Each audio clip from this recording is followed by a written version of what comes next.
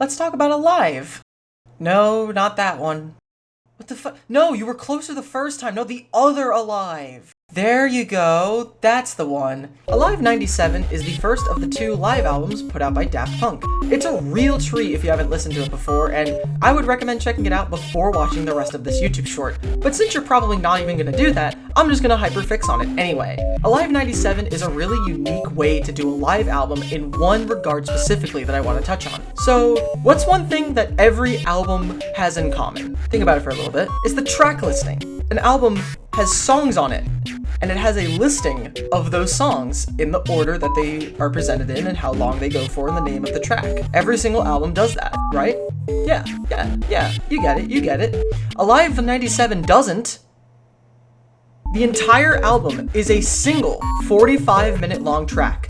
No cuts between tracks, no information which track is which. You go in completely blind and it hits you with what it hits you. I'm not even sure of all the music that's included on it, since it's basically just a bunch of songs from Homework remixed together into a 45-minute long live performance, constantly flowing from one song to the next invisibly. And this is where it all being one long track instead of just individual songs really shines. If you've ever watched like a single video of mine, you should already know that Pink Floyd is my favorite band of all time. And what that's done to my brain is that I'm super anal about songs having noticeable transitions between tracks. If songs don't play seamlessly, I feel like that's part of the experience that's at risk.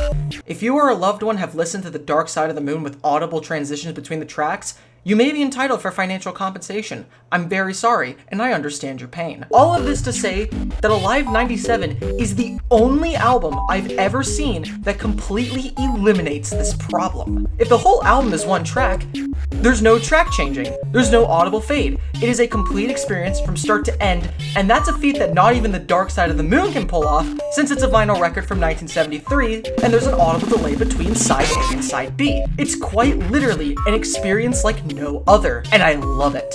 You're just along for the ride, you don't know when one song ends and the next begins. It's super cool. However, on the sequel album, Alive 07, they went back to a typical track listing. And yeah, I do get why.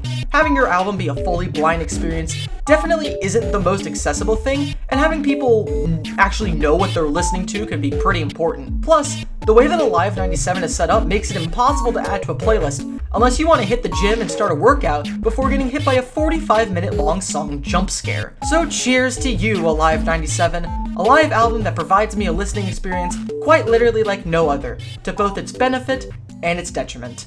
Thanks for listening, friend, and I'll see you next time.